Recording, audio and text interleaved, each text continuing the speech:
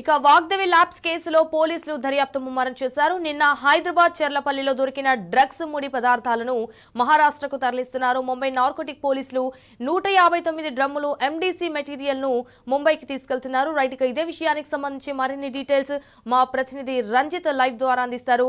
Right Ranjith, చెప్పండి, ఇటు Mumbai narcotic పోలీసులు ఏమంటున్నారు దీనిపైన డ్రగ్స్ విషయంలో?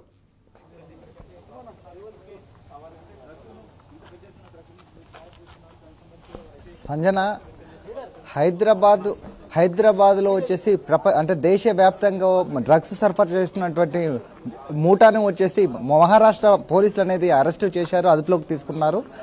అసలు విషయం అనేది బంగ్లాదేశ్కు సంబంధించిన ఫాతిమా మరాత్ అనే ఒక మహిళ దగ్గర 105 గ్రాముల ఎండి అదేదో ఉందో మిఫ్రెడిన్ వచ్చేసి స్వాధీనం చేసుకొని అతన్ని విచారించగా అసలు విషయం అనేది బయటపడింది. అంటే కంచె గుంజుతే వచ్చేసి డొంకంతా కదిలినట్టుగా కూడా అసలు విషయం అనేది బయటపడింది.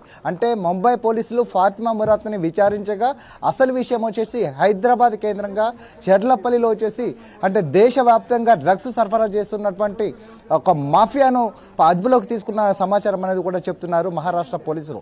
అసలు విషయాలు ఏంటిదనంటే విజయ్ ఓలేటి అనే వ్యక్తి దేశవ్యాప్తంగా కావచ్చు బిగ్ షాట్లతో కాబట్టి మంచి పరిచయాలు ఉన్నాయి. ఆ పరిచయాల బేస్డ్ ఆధారంగానే వచ్చేసి హైదరాబాద్లోని చెర్లపల్లిలో ఇండస్ట్రియల్ ఏరియాలో ఒక ఫార్మా కంపెనీని పెట్టుకొని ఆ ఫార్మా కంపెనీ ఆధారంగానే వచ్చేసి హైదరాబాద్ కేంద్రంగా దేశంలోని అన్ని రాష్ట్రాలకు సరఫరా చేస్తున్నాం. మనం హైదరాబాద్కు సంబంధించినటువంటి 5.95 గ్రాముల వచ్చేసి మెఫ్రెడిన్ వచ్చేసి స్వాధీనం చేసుకొని దానికి 23 లక్షల విలువ కలిగినటువంటి మెఫ్రెడిన్ స్వాధీనం చేసుకోవడంతో పాటుగా విలువైన కార్లను కూడా స్వాధీనం చేసుకొని వాళ్ళని అరెస్ట్ చేసి పోలీసులు విచారిస్తున్నారు.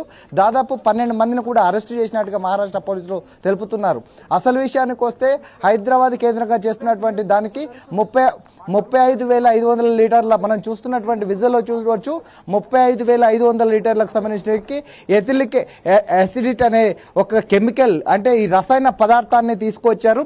ఈ రసాయన పదార్థాన్ని హైదరాబాద్కి ట్రాన్స్పోర్ట్ చేసి ఇక్కడ ఓన్లీ అంటే ల్యాబొరేటరీస్ పేరు మీద ఏదైతే ఉందో ల్యాబొరేటరీస్ ఉందో ఆ ల్యాబొరేటరీస్ పేరు మీద ఇక్కడ తయారు చేసి ఇక్కడి నుంచి దేశంలోని అన్ని రాష్ట్రాలకు కూడా పంపించడానికి కేంద్రంగా దీన్ని చేస్తున్నారు. అసలు ఈ విజయ్ ఓలేటి అనే వ్యక్తి అన్నది ఇతని బ్యాక్గ్రౌండ్ ఏంటిది, ఇతను అంటే ఎవరెవరు అంటే ఆధారంగా వచ్చేసి ఈ వాగ్దేవి ల్యాబొరేటరీస్ అనేది ఈ దందా అనేది చేస్తుందనేది కూడా చేస్తున్నారు. అంటే ఈ విషయానికి వస్తే హైదరాబాద్ కేంద్రంగా చెర్లపల్లిలో ఈ రసాయనాలు తయారు చేస్తూ మత్తు పదార్థాలను ఎండీని తయారు చేస్తున్న ఈ కోట్ల విలువ రూపాయలు అంటే దాదాపు మనం చూసినటువంటి ఏదైతే మెఫిలిన్ ఈ రసాయన పదార్థం ఉందో ఈ రసాయన పదార్థం అనేది 35,500 లీటర్ల మత్తు రసాయనం అనేది కోట్ల రూపాయల విలువ కలిగిన రసాయనం ఇక్కడ దాదాపు 5 సంవత్సరాలుగా వచ్చేసి ఈ వ్యాపారాన్ని మొదలు పెట్టారు. దాంతోపాటు గత 2-3 సంవత్సరాల నుంచి ఇక్కడ యాక్టివ్ పనులు చేస్తున్నారు. అంటే దీనిని చేస్తున్నప్పటికీ దీనికి సంబంధించినటువంటి ఆధారాలను ముంబైకి సంబంధించినటువంటి పోలీసులు దాన్ని తీసుకొని దీన్ని ఆధారంగా మొత్తము దాని వివరాలు తీసుకున్నట్లయితే 12 మందిని కూడా అదుపులోకి తీసుకున్న పరిస్థితులు కనబడుతున్నాయి.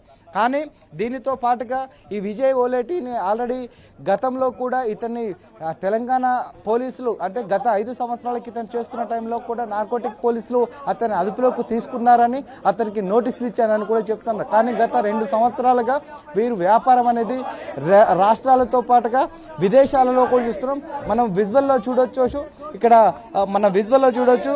అంటే ఇక్కడ ఇండస్ట్రీలు నడుపుతున్న యొక్క ప్రాంతంలో అందరినీ అంటే ఏదైతే కెమికల్ ఫ్యాక్టరీలు తయారు చేస్తున్నామో ఇలాంటి కెమికల్ ఫ్యాక్టరీలు తయారు చేసినటువంటి ఏరియాలో ఈ డ్రగ్స్ అనేది చేసేసి ఈ కాలనీని వచ్చేసి చెడ్డ పేరు తెస్తున్నారు అనొచ్చు. మనం లైవ్ లో తీసుకోవచ్చు వాళ్ళ యొక్క డిమాండ్స్.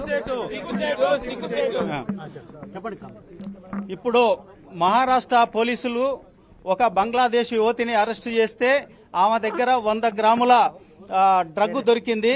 సో ఆ డ్రగ్ తర్వాత ఇంకో 10 మంది అరెస్ట్ అయ్యారు.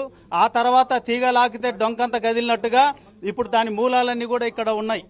ఈ ఇండస్ట్రీ వాగ్దేవి ల్యాబొరేటరీస్ అని 4 సంవత్సరాల క్రితం ఒక యజమాని దగ్గర లీజుకు తీసుకొని ఇక్కడ కంపెనీ నడిపిస్తున్నాడు. ఈ చుట్టుపక్కల వాళ్ళంతా కూడా ఇది ఒక ల్యాబ్ నడుస్తుంది, ఫార్మాసిటికల్ కంపెనీ లాగా అందరూ భావించారు. కానీ తీరా ఇవాళ పేపర్లు ఇవన్నీ చూసిన తర్వాత సిపిఎం పార్టీ మేము కూడా ఆశ్చర్యానికి లోనయ్యాం. ఎందుకంటే ఇక్కడ తెలంగాణ రాష్ట్ర ప్రభుత్వం డ్రగ్ మీద ఉక్కుపాదం మోపుతున్నామని చెప్పేసి చాలా కాలంగా ప్రచారం చేస్తున్నారు. కానీ ఇప్పుడు ఇదే తెలంగాణ ఒక అడ్డాలాగా మారిపోయింది. అది మా జిల్లాలో చెర్లపల్లిలో మారటం అనేది చాలా దురదృష్టకరమైన విషయం. అందుకోసం దీని మీద స్టేట్ గవర్నమెంట్ చాలా సీరియస్ చర్య తీసుకోవాలి. ఎక్కడో మహారాష్ట్ర పోలీసులు వచ్చి ఇక్కడ తనిఖీ చేసే వరకు కూడా మనకు తెలుస్తలేదంటే మనం ఎక్కడున్నట్టు, మన తెలంగాణ గవర్నమెంట్, మన తెలంగాణ నిఘా వర్గాలు ఎక్కడున్నట్టు. అందుకోసం ఇది ఒక అడ్డాగా మారింది. దీని మీద గట్టి చర్యలు తీసుకోవాలని చెప్తున్నాం. అలాగే ఈ డ్రగ్ అనేది కొకైన్ కంటే కూడా ప్రమాదకరమైంది, ఆరోగ్యాలు మొత్తం దెబ్బతీస్తాయి. అందుకోసం దీని మీద తీవ్రమైన చర్యలు తీసుకోవాలని చెప్తున్నాం. అలాగే రాష్ట్ర ప్రభుత్వం ఇండస్ట్రీస్లలో తనిఖీలు చేసేదానికోసం ఇన్స్పెక్టర్ ఆఫ్ ఫ్యాక్టరీస్ వాళ్ళు ఉన్నారు. ప్రతి పరిశ్రమను కూడా తనిఖీ చేయాలి. కానీ ఇప్పుడు అది తనిఖీ చేయకుండా యాజమాన్యాలకు అనుకూలంగా గవర్నమెంట్ వ్యవహరిస్తూ ఏ ఇండస్ట్రీ కూడా తనిఖీ చేయొద్దు, చేస్తే పర్మిషన్ తీసుకొని చేయాలి. ఇప్పుడు ఇట్లాంటి ఇబ్బడి ముబ్బడిగా పరిశ్రమలు వస్తున్నాయి. ఇప్పుడు ఈ నవోదయ కాలనీలో గవర్నమెంట్ ఏర్పాటు చేసిన లేఅవుట్ కాదు ఇది, కానీ ఇది ఇక్కడ ప్రైవేట్ లేఅవుట్. ఈ ప్రైవేట్ లెవెల్లో రెసిడెన్షియల్ ఏరియాలలో ఇండస్ట్రీస్ వస్తున్నాయి. మరి దీని మీద అజమాయిషీ ఎవరిది? ఇది ఇన్స్పెక్టర్ ఆఫ్ ఫ్యాక్టరీస్ ఖచ్చితంగా తనిఖీ చేస్తే, ప్రతి ఇండస్ట్రీ తనిఖీ చేస్తే అక్కడ ఏం జరుగుతుంది, ప్రొడక్షన్, అక్కడ వర్కర్ల యొక్క మంచి చెడు ఏంది తెలుస్తుంది.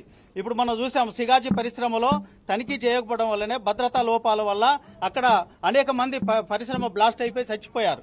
ఇప్పుడు అట్లాంటి ఘటనలు, ఇది ఇంకా ఘోరమైన పరిస్థితి ఇక్కడ. అందుకోసం ఈ డ్రగ్ మాఫియాకి ఇది ఒక కేంద్రంగా మారుతుందంటే మాకే ఒళ్ళు జరదిరిస్తుంది. అందుకోసం ఈ తెలంగాణ యువతని, అలాగే పిల్లల్ని, అందరినీ కూడా ధ్వంసం చేసేటువంటి ఈ డ్రగ్ మాఫియాని ఖచ్చితంగా ఉక్కుపాదం మోపి రాష్ట్ర ప్రభుత్వం తీవ్రమైన చర్యలు తీసుకోవాలని చెప్పేసి, ఇట్లాంటి ఇంకా ఎన్నున్నాయో తెలియదు మనకి.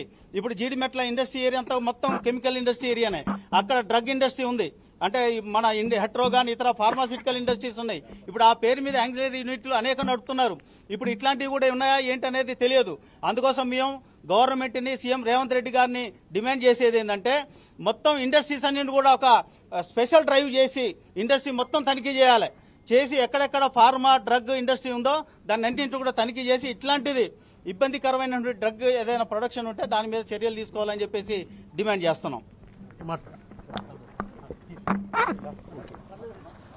అంటే దాదాపు ఇండస్ట్రీ ప్రాంతం ఏదైతే ఉందో ఆ ప్రాంతంలో ఎలాంటి ఒక చర్యలు తీసుకోకపోవడం, దానిపైన వచ్చేసి అంటే వెరిఫికేషన్ పర్యావరణ లోపం వల్లనే వచ్చేసి ఇలాంటివి జరుగుతున్నాయని చెప్పేసి కూడా సిపిఎం పార్టీ నేతలు చెప్పిన పరిస్థితులు కనబడుతున్నాయి. అంటే గత కొంతకాల క్రితం కూడా సిగాచి కంపెనీలో వచ్చేసి దానికి ఎలాంటి ఎలాంటి యొక్క నడిపేయడానికి కూడా ఎక్స్పైరీ డేట్ అయిపోయినటువంటి కంపెనీలో దానికి సంబంధించినవి ఉన్నప్పటికీ దానిని పట్టించుకునే నాదులు లేకపోవడం ఆ రోజు ఆ ఘటన జరిగిందని చెప్తున్నారు. కానీ దీనికి సంబంధించినటువంటి విజయ్ ఓలేట్ అనే వ్యక్తి ఈ చెర్లపల్లితో పాటుగా నాచారంలో కూడా 2 కంపెనీలు ఉన్నాయని చెప్తున్నారు. దీని ద్వారా వచ్చేసి ఒక బిగ్ షాట్స్ కావచ్చు, వివిధ రాష్ట్రాల్లో కావచ్చు, విదేశాల్లో సంబంధించిన వ్యక్తులతో కూడా వాళ్లకు ఒక సంబంధాలు ఉండడం వల్లనే వచ్చేసి వ్యాపారం చెప్తున్న పరిస్థితులు కనబడుతున్నాయి.